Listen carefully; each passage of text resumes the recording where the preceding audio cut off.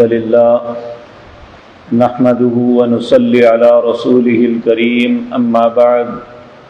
أعوذ بالله السميع العليم من الشيطان الرجيم بسم الله الرحمن الرحيم كيف يهدي الله قوما كفروا بعد إيمانهم وشهدوا أن الرسول حق وجاءهم البينات والله لا يهدي القوم الظالمين أولئك جزاؤهم أن عليهم لعنة الله والملائكة والناس أجمعين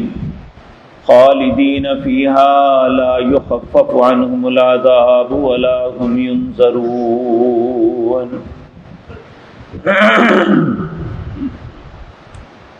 حضرات محترم،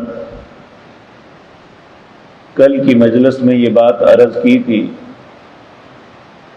کہ اللہ رب العزت نے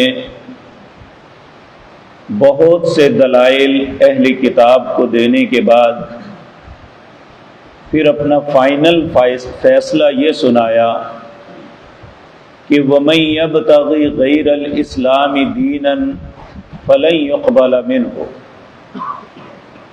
اب جو بھی اسلام کے علاوہ کسی اور دین کے اندر خیر اور بھلائی تلاش کرنے کی کوشش کرے گا تو اسے نہیں ملے گی، اور اسلام کے علاوہ کسی اور دین پہ کتنا ہی عمل کرتا رہے وَهُوَ فِي الْآخِرَةِ مِنَ الْخَاسِرِينَ، آخرت میں وہ خسارہ پانے والا ہوگا۔ اب آج جو آیات پڑھی ہیں اس میں جو اللہ ہمیں بات سمجھا رہا ہے وہ ہمارے لیے بہت غور طلب ہے۔ اللہ فرماتے ہیں کیف یہدی اللہ، کیسے ممکن ہے کہ اللہ ایسی قوم کو ہدایت دے کفروا بعد ایمانہم، جو ایمان لانے کے بعد کفر کا رستہ اختیار کرتے ہیں، وَشَهِدُوا أَنَّ الرَّسُولَ حَقٌّ، اور اس بات پہ وہ گواہ ہیں کہ رسول اللہ صلی اللہ علیہ وسلم ہی حق ہے، وَجَاءَهُمُ الْبَيِّنَاتُ، اور ان کے پاس بہت سی براہین، بہت سی دلائل آئے، وَاللَّهُ لَا يَهْدِي الْقَوْمَ الظَّالِمِينَ، اللہ ایسی ظالم قوم کو ہدایت پھر نہیں دیتا۔ تین قسم کے لوگ ہیں ائمہ مفسرین نے جن کا تذکرہ کیا ہے جو اس آیت کے زمرے میں آتے ہیں۔ پہلے تو وہ لوگ جو اہل کتاب ہیں، ان کی کتابوں کے اندر رسول اللہ صلی اللہ علیہ وسلم کے اوصاف موجود تھے، ان کی کتابوں میں یہ بھی موجود تھا کہ جب وہ تشریف لائیں گے تو اللہ ان کے دین کو پوری دنیا پہ غلبہ دیں گے، اور یہ رسول اللہ کی بعثت سے پہلے لوگوں کو جو کافر لوگ تھے، جو بے دین تھے، انہیں اس بات پہ دھمکاتے تھے کہ وہ آخری رسول آئے گا تو ہم اس کے ساتھ مل کے ہم تمہارے خلاف لڑیں گے۔ لیکن جب وہ رسول آ گئے انہوں نے پہچان لیا۔ ہم پہلے پارے میں یہ بات پڑھ کے آئے ہیں، یعرفونہ کما یعرفون ابناءہم،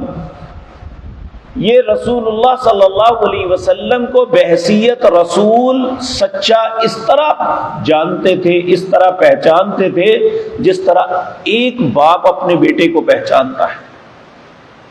جس طرح کسی باپ کے ذہن میں کوئی شک و شبہ نہیں نہ ہوتا کہ یہی میرا بیٹا ہے، اسی طرح ان لوگوں کو بھی کوئی شک و شبہ نہیں تھا کہ رسول اللہ صلی اللہ علیہ وسلم یہ حق ہے۔ لیکن یہ ساری باتیں اپنی کتابوں میں پڑھ پڑھ کے لوگوں کو سناتے تھے، لیکن جب وہ تشریف لائے تو ضد اور اناد کی وجہ سے ان کا کفر کیا۔ پہلے تو یہ لوگ ہیں جو اس زمرے میں آتے ہیں۔ دوسرے وہ لوگ ہیں جو مسلمان بن جاتے ہیں، اسلام کو دین حق کر کے پہچان جاتے ہیں، لیکن پھر دنیاوی مفادات کے لیے وہ مرتد ہو جاتے ہیں۔ آج اس کی صورت یہ تو بہت کم ہے کہ لوگ اپنے کفر کا اعلان کریں، لیکن دنیاوی مفاد کے لیے یہ یورپی اور دوسرے ممالک میں جو ہمارے نوجوان جاتے ہیں، کوئی اپنے آپ کو عیسائی ڈکلیئر کرتا ہے، کوئی اپنے آپ کو مرزائی ڈکلیئر کرتا ہے، کوئی شیعہ، اور یہ اس بات کو بھول جاتے ہیں کہ کل قیامت کے دن اللہ کو کیا جواب دیں گے۔ دنیا کے تھوڑے سے مفاد کے لیے اور وہاں کی نیشنلٹی حاصل کرنے کے لیے اسلام کو جان بوجھ کے ترک کر کے کفر کا رستہ اختیار کرتے ہیں۔ ایسے لوگ بھی اسی زمرے میں آتے ہیں۔ اور تیسرے وہ لوگ ہیں جو دین اسلام کو قبول کیا، رسول اللہ صلی اللہ علیہ وسلم کو اپنا رسول بھی مانتے ہیں، قرآن کریم کو کتاب حق تسلیم کرتے ہیں، لیکن اس پہ عمل نہیں کرتے کہ ان کا فرقہ دوسرا معاملہ کہتا ہے۔ اپنے فرقے کی بات مانتے ہیں، اللہ کے قرآن کی بات کی تعویل کرتے ہیں۔ اپنے فرقے کی بات مانتے ہیں، رسول اللہ صلی اللہ علیہ وسلم کے فرامین کو نظر انداز کرتے ہیں۔ یہ بھی وہ لوگ ہیں جو باوجود حق کو پہچاننے کے کفر کا رستہ اختیار کر گئے۔ اللہ ان تینوں کے متعلق یہ بات کہتے ہیں، کیف یہدی اللہ قوما کفروا بعد ایمانہم، کس طرح اللہ ہدایت دے گے ایسی قوم کو کافر جو کفر کرتے ہیں ایمان لانے کے بعد، یعنی معلوم ہونے کے بعد،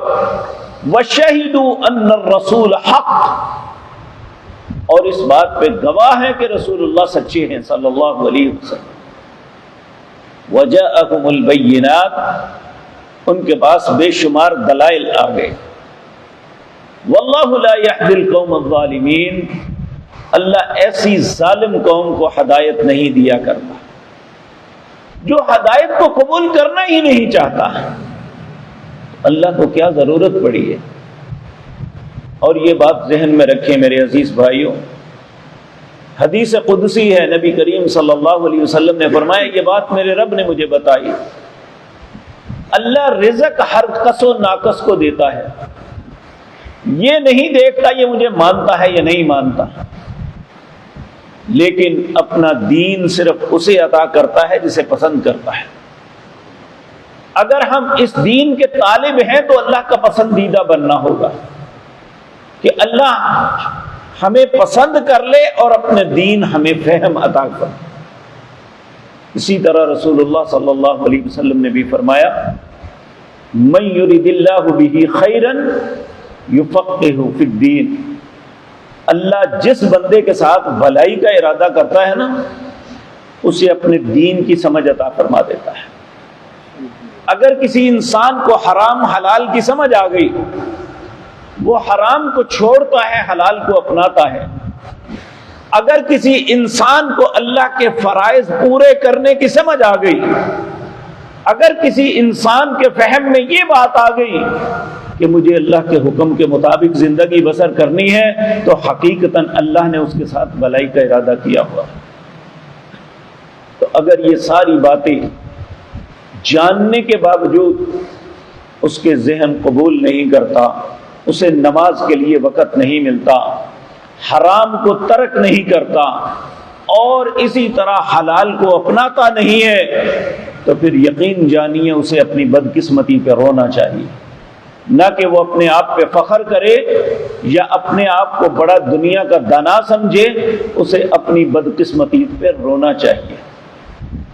اسے اپنے رخسار پیٹنے چاہیے کہ اللہ مجھ پہ ناراض ہے کہ میرے لیے اس کے گھر میں جانا ہی مشکل بن گیا۔ تو اللہ رب العزت فرماتے ہیں، اولئک جزاؤہم، جو ایسا کردار ہے، چاہے وہ اہل کتاب ہیں، یہ دنیاوی مفادات کے لیے اسلام کو ترک کرتے ہیں، یا اسلام کو قبول کرنے کے باوجود اسلام پہ عمل نہیں کرتے، اولئک جزاؤہم، ان کا بدلہ کیا ہے؟ ان علیہم لعنت اللہ والملائکۃ والناس اجمعین، ان پہ اللہ کی لعنت ہے، اس پہ فرشتوں کی لعنت ہے، اور سب لوگوں کی جتنی بھی مخلوق پہلے گزر چکی، موجود ہے، آئندہ آنے والی، سب کی اس پہ لعنت۔ خالدین فیہا، ہمیشہ وہ اللہ کی عذابوں میں رہیں گے۔ لا یخفف عنہم العذاب، ان پہ عذاب کبھی کم نہیں کیا جائے گا۔ ولا ہم ینظرون، اور نہ ہی وہ کسی قسم کی مدد کیے جائیں گے۔ تو العیاذ باللہ، اللہ ہم سب کو اپنی پناہ میں رکھے کہ ہدایت کو قبول کرنے کے بعد کفر کرنا یہ بہت بڑا جرم ہے۔ اور یہ بات بھی یاد رکھے، اللہ کافر جو ہے جس نے اسلام کو قبول ہی نہیں کیا اسے برداشت کر لیتے ہیں، لیکن جو اسلام قبول کرنے کے بعد مرتد ہوتا ہے، اللہ کہتے ہیں اسے فوراً قتل کر دو۔ اب یہ اس لائق نہیں ہے کہ اس دنیا میں رہے۔ مرتد کو اسلام قتل کرنے کا حکم دیتا ہے۔ اس لیے دنیاوی مفادات کے لیے اسلام یا اس کے احکامات کو ترک کرنا، یہ اللہ، اس کے فرشتوں اور مخلوق کی لعنت کا سبب بنتا ہے۔ اور اس انسان کا بدلہ کیا ہے؟ خالدین فیہا لا یخفف عنہم العذاب ولا ہم ینظرون، ہمیشہ ہمیشہ اس میں رہیں گے، کبھی بھی عذاب کم نہیں کیا جائے گا اور نہ ہی یہ مدد کیے جائیں گے۔ اللہ ایسے بد نصیبوں میں کبھی بھی ہمیں شامل نہ فرمائے۔ اس کے آگے ایک رستہ اللہ نے بتایا، اگر کوئی انسان ایسی غلطی کر بیٹھا ہے تو اس کے لیے کیا رستہ ہے کہ وہ اس سے نکل آئے۔ اللہ نے زندگی اور توفیق دی تو انشاءاللہ آئندہ مجلس میں عرض کروں گا۔ اقول قولی ھذا واستغفر اللہ لی ولکم۔